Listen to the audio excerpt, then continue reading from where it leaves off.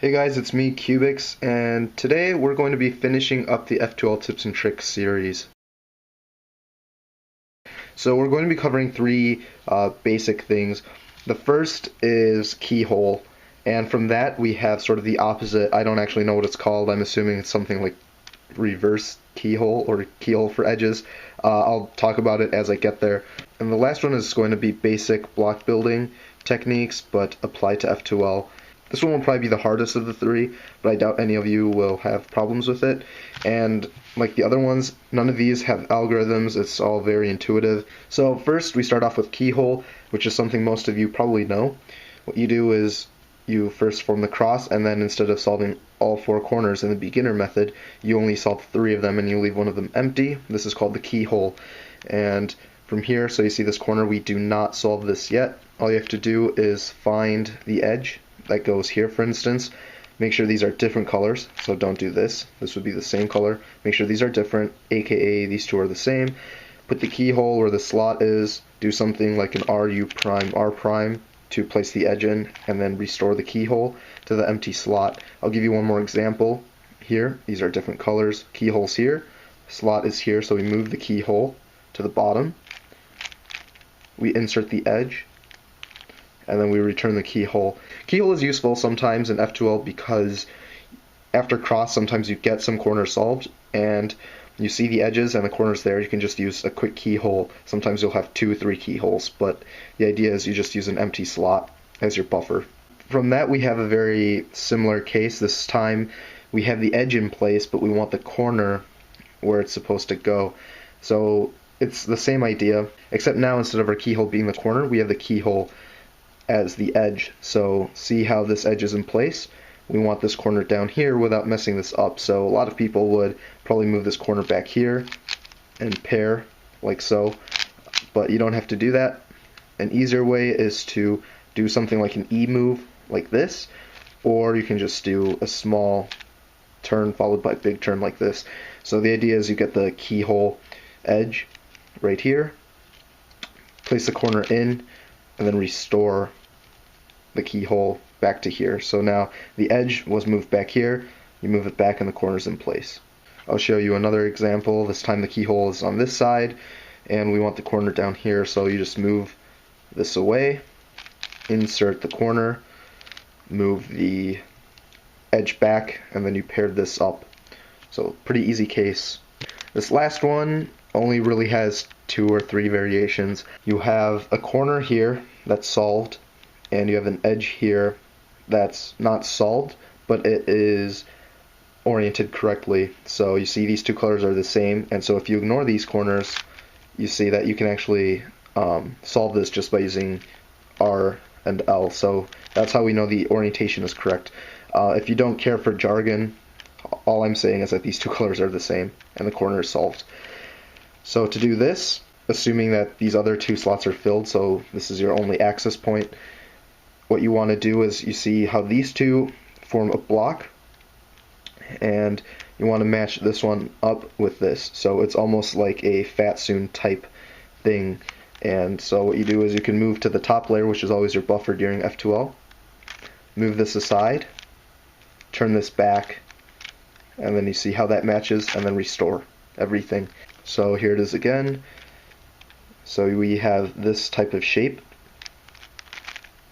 Move this to the top, restore that, match it, and then bring everything back. So this works if the edge is on the top as well.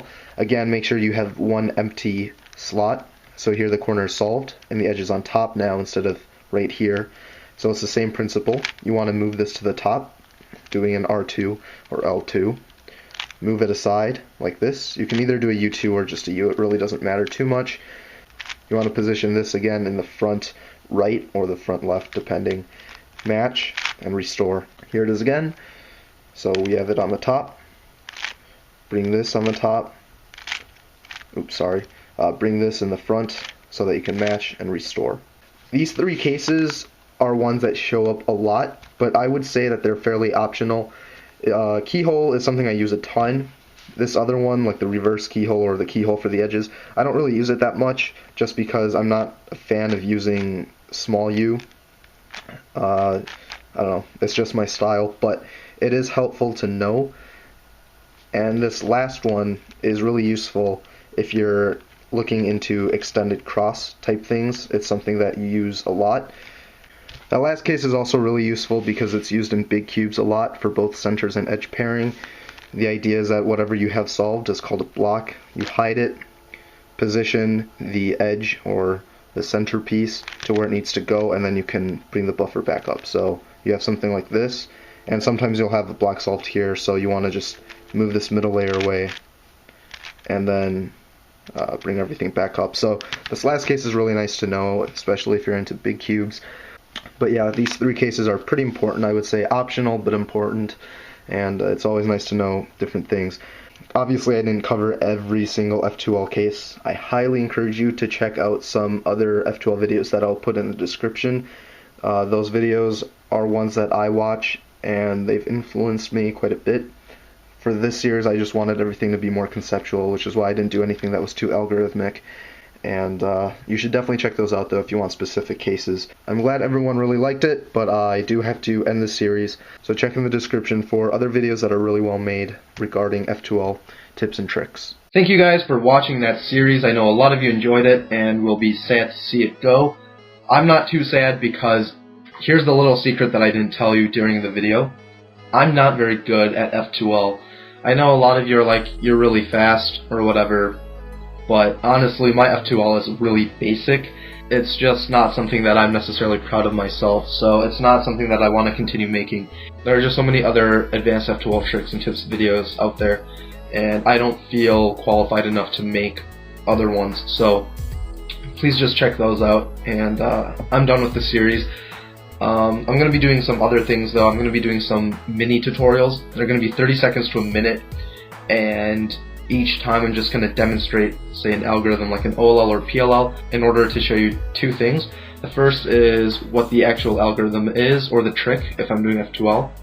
And the second is how I execute them, because that's something that you don't always see, and I think it would be nice. So, for instance, a PLL, I'll do it slowly once, and I'll do it quickly another time, and hopefully that'll help. As far as full-length tutorials go, I think the next one is going to be an OLL, learning tips and tricks. It'll be a short video. It'll probably be around 8 minutes, 5 minutes of which will be the actual tutorial, 3 minutes of which will be examples of OLLs that you might not know, but ones that are really easy to learn once you understand the first 5 minutes of the video. So look forward to that. I know a lot of you are having trouble with OLLs, so that should be something you look forward to.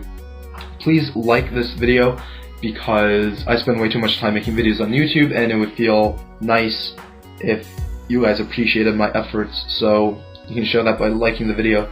Yeah, this channel is doing really well, so I have you guys to thank, and toodles.